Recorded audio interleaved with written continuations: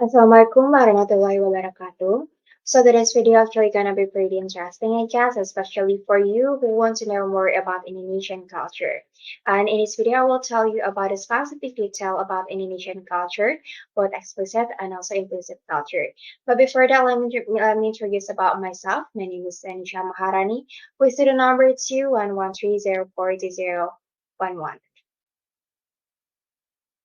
Okay, the Republic of Indonesia is the largest archipelago in the world, and Indonesia has a total population of more than 235 million people, for more than 350 ethnic groups ever since prehistoric time.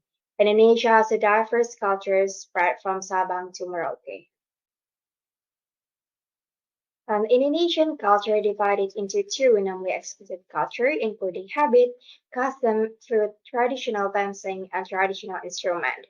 And also there's implicit culture, including ways of thinking, legend, belief, and also language. Okay, we take a look to the explicit culture of Indonesia. Okay, the first one we have habits. So the first is friendly. So Indonesia is well known as a country who has a lot of friendly people. And five reasons why Indonesians are known as a friendly nation because Indonesians like to smile and they are helpful, polite, and like to socialize and like to lie together. And the second habit is Indonesian usually use right hand. In Indonesia, knowing when to use your left or right hand is an essential aspect of body gesture in Indonesian culture to understand. The basic rule to remember is that the right hand comes first. This is because, as in many other Islam-influenced countries, the left hand is associated with cleaning the body, and it's therefore considered rude to offer your unclean hand to other when giving or receiving something. And the third habit is Indonesian must eat rice.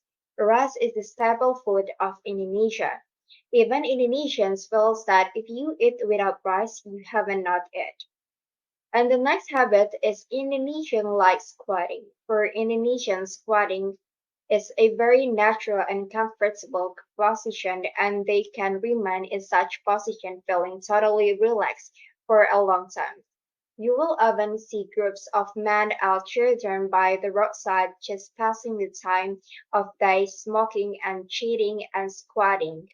And they are trained from infancy to assume this position and do it with their feet flat on the ground, something that is very difficult for most Westerners. And for most Indonesians, this is also the most natural and comfortable way to use the toilet, hence the prevalence of squat toilets even in some luxurious shopping malls and office buildings.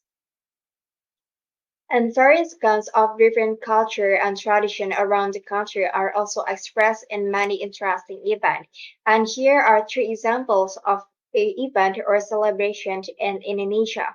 The first one is Tadaksitan. Tadaksitan is the series of traditional procession from the land of Java, which is held when a child first learns to set foot on the ground. And Tadak means to tread, and Sitans mean ground, usually done when the child is about 7 or 8 months old. And secondly is Bagawi. Bagawi is a traditional ceremonial tradition of Lampung residents with the intention of giving a traditional title to the bride and the groom. And the third one is Ngaben. Ngaben is the procession of the cremation ceremony by the Hindu community in Bali. Indonesia is also famous for its cuisine, and it is rich in spices. And here are some examples of Indonesian food. The first one is satay. Satay or satay is a food made from meat that is cut in small pieces and stuffed and stuffed in such a way with a stick or of coconut or bamboo leaf bunch, and then grilled using wood charcoal coals, and satay is served with a variety of spices depending on the variation of the satay recipe. And secondly, we have rendang. Rendang or randang is a Minangkabau dish made from meat originating from West Sumatra, Indonesia. And this dish is produced from a long low temperature cooking process using various spices and coconut milk. And number three, we have bakso. Bakso or meatballs are one of the most popular Indonesian food. This meatball is a street food made from meat with a flour mixture that is shaped like a ball and served with noodle and broth. Indonesian culture is indeed rich in arts. There are a lot of traditional dancing in Indonesia, and dance in Indonesia plays a major role in the culture, and many performers have usually been practicing under the guidance of an expert since childhood. And the dance style is very expressive, precise, and often somewhat surprising. And here are some example of traditional dance of Indonesia. The first one we have Saman dance. So Saman dance is a dance originating from the Gayo tribe, and it is usually performed in an important celebration at a traditional event. And Saman dance is one of the media to convey messages or da'wah. And this dance reflect education, religion, manners, heroism, cohesiveness, and also togetherness.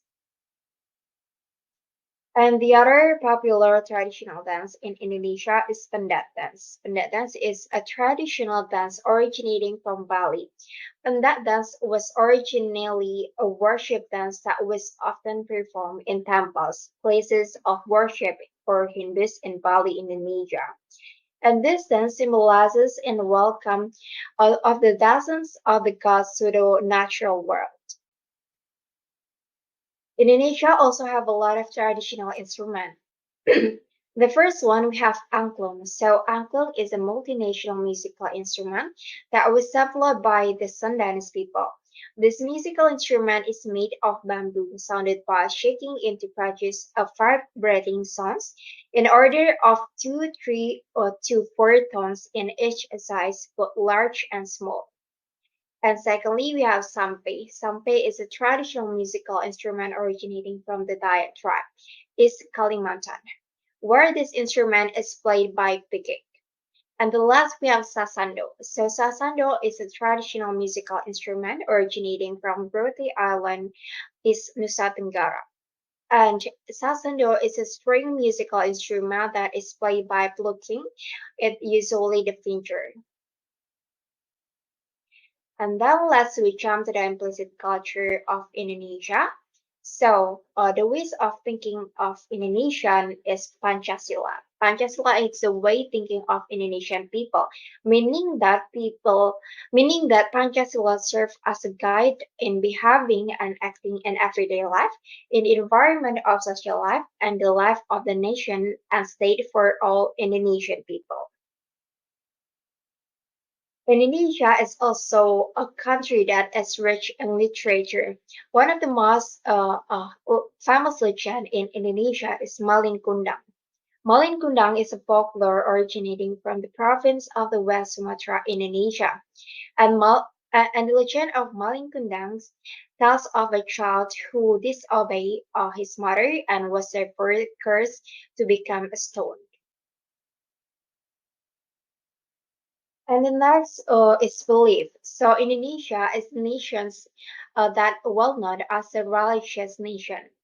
In Indonesia, the government recognized religion to include Islam, Christianity, Hinduism, Buddhism, and Confucianism, while other belief systems are called just that, belief or kepercayaan in Indonesia. Those who hold belief are subject to conversion, followers of religion are not. Belief in an ancestral spirit, spirit of diverse short as places and powerful relics are found among both peasant and educated people and among many followers of the world's religions. Witchcraft and sorcery also have their believers and practitioners. And the next is languages. So Bahasa Indonesia is the official language of Indonesia. Altogether, there are an estimated 700 indigenous languages and dialects spoken in Indonesia. I think that's all that I can explain to you. Thank you so much for watching this video. Wassalamualaikum warahmatullahi wabarakatuh.